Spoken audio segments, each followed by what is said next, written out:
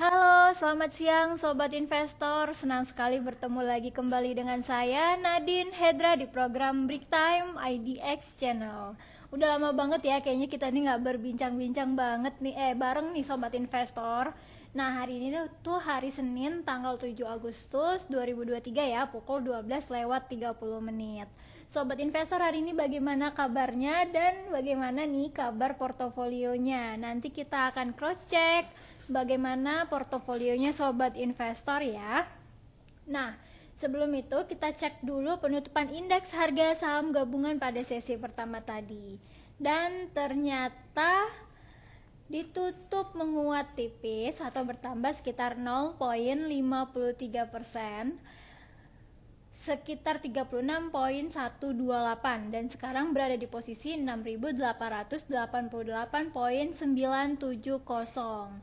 Nah, ada 267 saham yang menguat, 231 saham yang melemah, dan 234 saham yang stagnan. Nah, portofolionya sobat investor ikutan menguat atau tidak nih? Oke, tema yang akan kita bahas hari ini adalah prospek saham transportasi dan logistik di era pemulihan ekonomi. Kira-kira ekonomi udah pulih belum ya? Nah, indeks sektor transportasi dan logistik mengalami kenaikan pada semester 1 2023. Data BI pada Juni 2023 menunjukkan sektor transportasi dan logistik mengalami kenaikan 14,37% year to date ya sobat investor.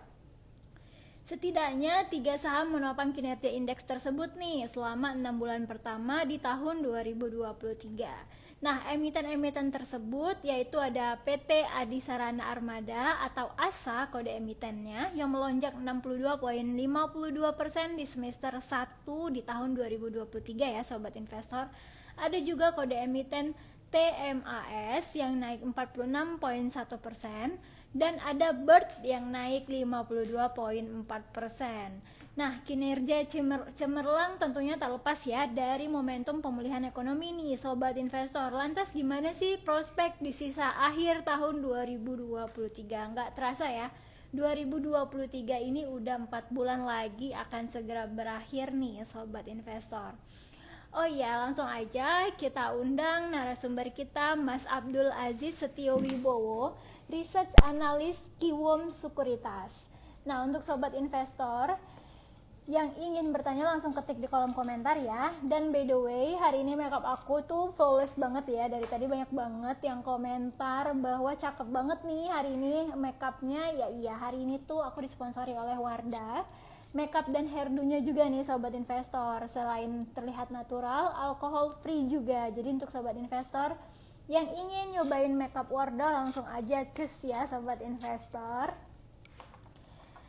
Nah, dari tadi sekalian kita menunggu Mas Aziz, saya sapa-sapa dulu. Ada, hai Mas Soleh, apa kabar? Bagaimana kabarnya hari ini? Oke, baik. Selamat siang Mas Aziz. Oke, selamat siang Mbak Nadine. Iya, bagaimana nih kabar Mas Aziz dan kabar portofolionya? Alhamdulillah baik, semua dua-duanya alhamdulillah baik. Baik ya, alhamdulillah baik. Nah, Mas Aziz, sebelum kita melanjutkan ngebahas sektor-sektor di akhir 2023 ini, boleh dong prediksi indeks harga saham gabungan untuk 1 minggu ke depan? Kalau untuk 1 minggu ke depan, karena memang baru saja rilis data GDP yang cukup naik ya Mbak, dari konsensus gitu kan, data GDP kita 5,17% dan ada pengumuman data inflasi juga, inflasi US nantinya. Kalau misalkan prediksi dari kami untuk IHSG seminggu ke depan masih ada potensi penguatan Mbak. Gitu, Mbak. Oke, baik. Tetap penguatan untuk 1 minggu ke depan ya, Mas Aziz ya. Iya. Mas, kalau misalnya kita ngebahas tentang kinerja transportasi dan logistik nih, udah positif ya di awal pertama 2023. Tentunya karena pemulihan ekonomi. Memangnya by the way ekonomi kita ini udah pulih ya. Menurut Mas Aziz sendiri gimana nih melihat bursa saham dagang kita? Oh, kalau misalkan kita melihat dari ekonomi kita, memang kita lihat memang ekonomi kita cukup kuat ya Mbak. Di mana tadi kan kuartal 2 juga rilis gitu kan, rilisnya di atas konsensus juga, di mana konsensus kan sekitar 4,93% dan rilis data GDP kita masih di atasnya di 5,17%. Artinya emang secara data ekonomi kita masih kuat dan cadangan devisa kita juga masih surplus. Dan kalau kita melihat bursa kita memang selama sepanjang 2023 ini cenderung masih surplus ya. Tapi aku sih melihatnya masih ada potensi untuk penguatan karena memang satu sisi kita data ekonomi kita masih cukup kuat gitu. Oke, baik. Nah, kalau misalnya kita berbicara tahun ini dan tahun depan nih, akan menjadi momentum untuk saham transportasi dan logistik nggak, Mas, untuk naik panggung lagi? Sebab kan tahun depan itu tahunnya pemilu ya. Iya, kalau misalkan aku sih ngelihatnya untuk sektor transportasi ini masih memiliki potensi ya, karena memang satu sisi pulihnya aktivitas masyarakat juga ya mendorong permintaan untuk mobilitas gitu kan, dan meningkatkan permintaan untuk volume kendaraan, untuk mobilitas mereka. Seperti kalau misalkan kita lihat Bird juga laporan keuangannya rilisnya juga cukup menarik ya, cukup tumbuh gitu, secara positif gitu ya Mbak Nadine. Gitu. Oke, baik. Jadi kalau misalnya kita memprediksikan masih banyak peminatnya untuk transportasi dan logistik ini ya, Iya, Mas.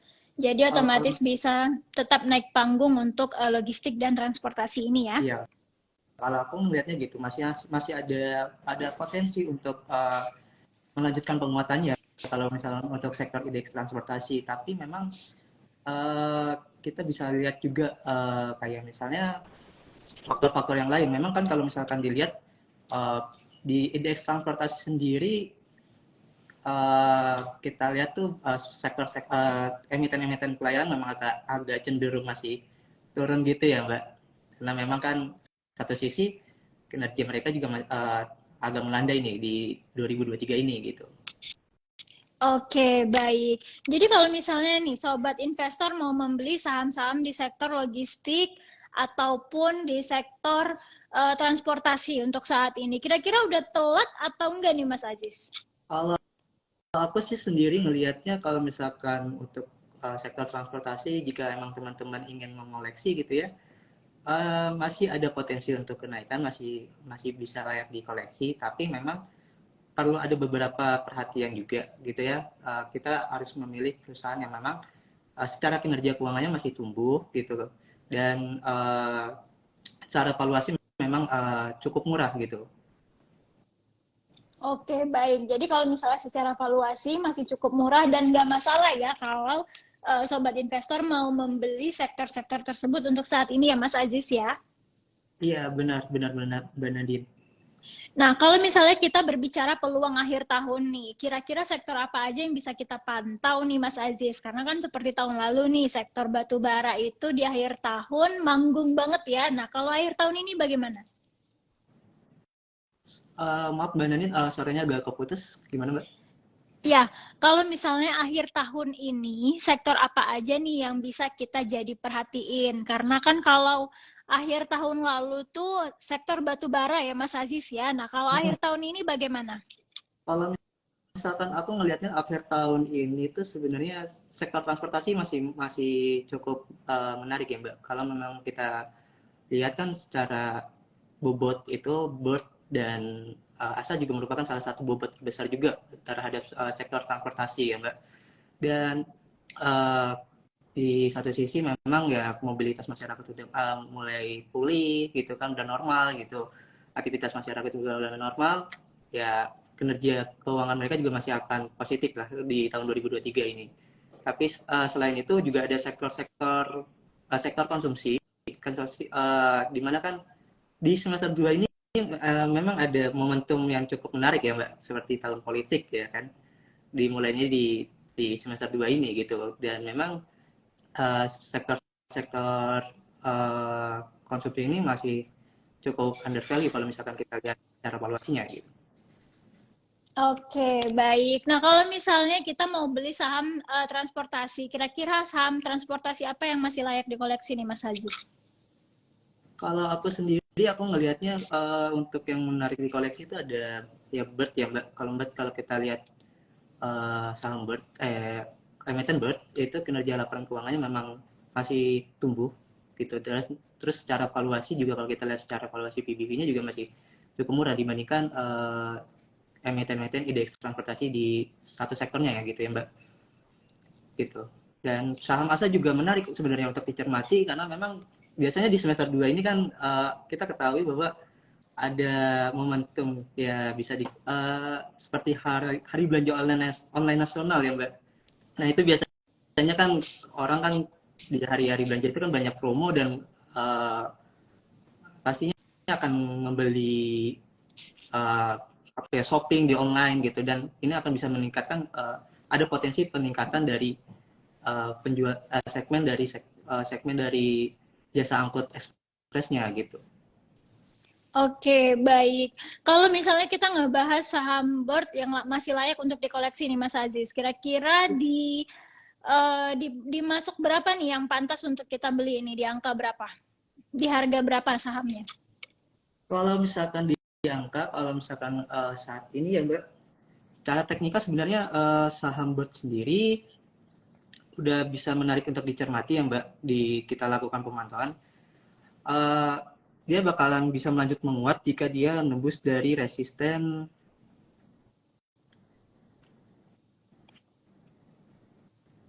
ya Mbak.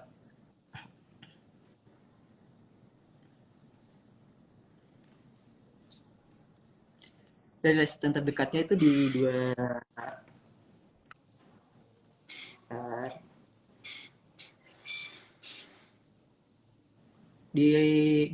masih bisa melanjutkan penguatan jika dia berhasil nge-break dari 2420. Kalau misalkan untuk Bird sendiri untuk harga saat ini sebenarnya masih ada potensi masih bisa dimasuki Mbak dan bisa dilakukan untuk trading jangka pendek dulu ya. Kita lihat di 2420 kita lihat apakah dia masih bisa break atau enggak. Kalau misalkan bisa break dia bisa melanjutkan penguatannya. Kalau misalkan dia balik arah ke penurunan, kemungkinan ya pergerakannya akan kembali menurun gitu dan membentuk suatu pola.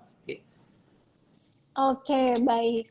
Kalau misalnya prospek saham ASA ini bagaimana nih Mas? Karena di tengah penurunan laba bersih di semester 1 2023 ya Mas?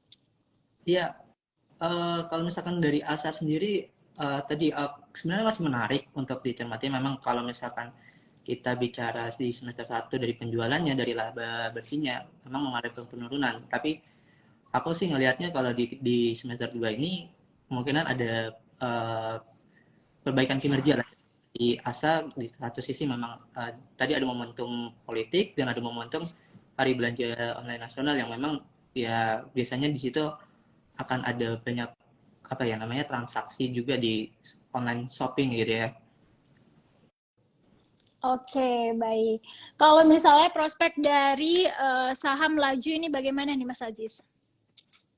Kalau laju sendiri sebenarnya kan sahamnya baru IPO ya Mbak ya, masih uh, baru listing di bursa juga gitu ya. Memang kalau misalnya kita bicara kinerja keuangannya memang semester satu ini memang cukup bagus ya. Tapi sahamnya sendiri memang ini kan masih disuspend gitu ya. Kita masih aku sih nyaranin untuk wait and see dulu untuk saham laju gitu ya. Kita lihat nih apa setelah dibuka suspendnya apa dia akan uh, rebound atau memang masih akan sideways saja gitu. Oke, baik. Karena saham laju ini masih baru banget, jadi untuk pergerakan dan analis teknikalnya masih belum bisa kita baca ya, Mas Aziz ya. Iya, benar-benar benar. Nah, baik. Kalau misalnya sektor-sektor lain nih, Mas Aziz, selain transport dan logistik, kira-kira sektor apa yang bagus untuk kita cermati? Sorry, Mbak Nadine, gimana Mbak Nadine? Iya, halo Mas Aziz. Oke, udah bagus Mbak. Tadi sempat Ya, terputus. selain sektor transport dan logistik, kira-kira sektor apa aja yang masih bagus untuk kita cermati saat ini? Kalau untuk masih menarik dicermati ya kalau misalkan untuk sampai akhir tahun ini ya untuk secara sektornya sektor konsumsi sebenarnya masih menarik untuk dicermati ya Mbak karena memang di tahun politik ini biasanya memang kita lihat bagaimana konsumsi masyarakatnya biasanya konsumsi masyarakat memang akan cenderung tumbuh kalau misalnya di tahun politik gitu ya Mbak dan satu sisi bisa menarik juga juga dicermati dari uh, saham oil and gas mungkin bisa diperhatikan karena memang kan saat ini kan OPEC kembali mengangkat produksinya kurang lebih 1 juta barel per hari ya, dan ini bisa ada potensi kenaikan dari harga minyaknya gitu. Oke, baik. Mas Aziz, kalau misalnya kita berbicara sektor perbankan nih, contohnya BBNI ya. BBNI ini kan udah lama banget sideways-nya dan belum ada pertumbuhan lagi. Kira-kira kenapa itu? Apakah valuasinya memang mahal atau memang waktunya masih sideways? Kalau kita lihat BNI ya Mbak, sebenarnya BNI ini cenderung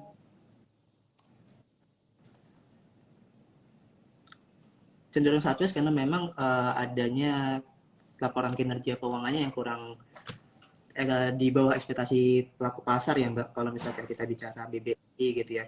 Tapi kalau misalkan kita bicara secara valuasi PBB-nya sendiri sebenarnya masih murah, memang masih murah. Tapi satu sisi BBNI ini yang masih dicermati oleh pelaku pasar itu dari sisi penyaluran utang di WSKT-nya gitu kan, masih jadi perhatian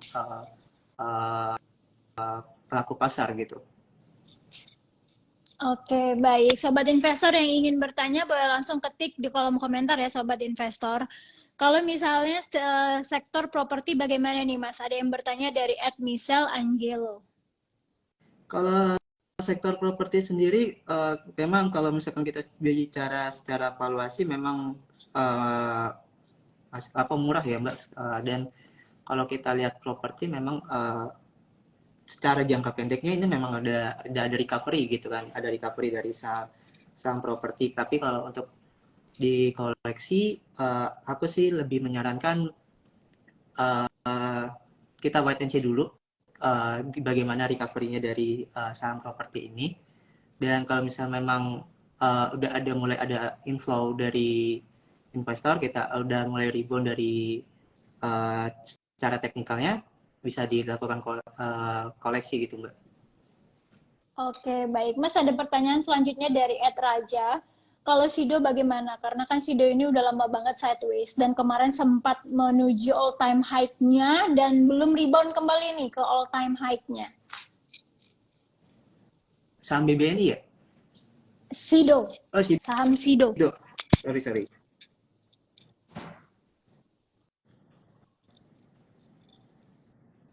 Sorry Mbak, aku coba lihat secara teknikalnya dulu ya.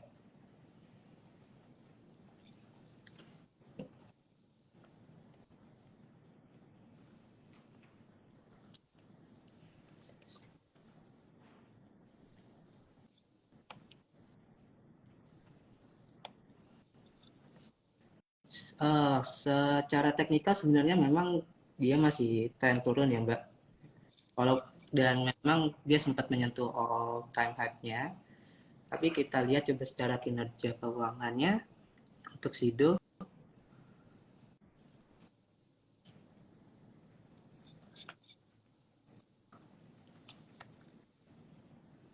Ya, secara kinerja keuangannya memang mengalami penurunan, Mbak. Jadi wajar memang kalau misalkan Sido ini sedang mengalami tren penurunan gitu. Memang ekspektasi pelaku pasarnya terhadap kinerja emitennya kurang begitu memuaskan gitu ya. Tapi kalau misalkan memang teman-teman yang masih tertarik untuk Sido, aku sih lebih menyarankan untuk trading jangka pendek aja gitu. Oke, baik. Memang masih mengalami penurunan karena kinerjanya juga mengalami penurunan ya, Mas Iya, Aziz. Mas Aziz, ya ada pertanyaan terakhir dari sobat investor dari @irfan.fan. Kalau Omet bagaimana nih pergerakannya? Omet ya.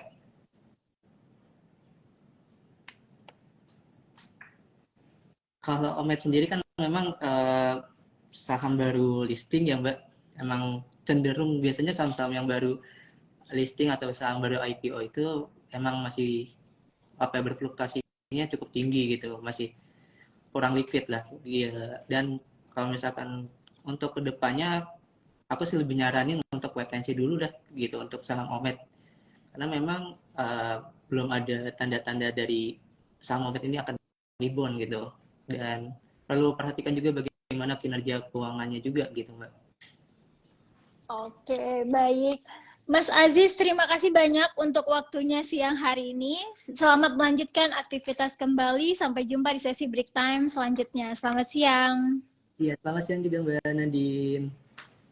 Ya, Sobat Investor, itu dia tadi perbincangan kita dengan Mas Abdul Aziz Setio Wibowo, Research Analyst Kiwom Sekuritas ya Sobat Investor. Jadi tadi ada beberapa sektor yang bisa kita pantau untuk akhir tahun, salah satunya sektor konsumtif, dan bisa juga nih sektor transportasi serta logistik yang sepanjang tahun ini mengalami pergerakan kenaikan ya Sobat Investor. Nah, Sobat Investor boleh nih ditonton terus IDX Channel TV, dan baca website kita di www.idxchannel.com.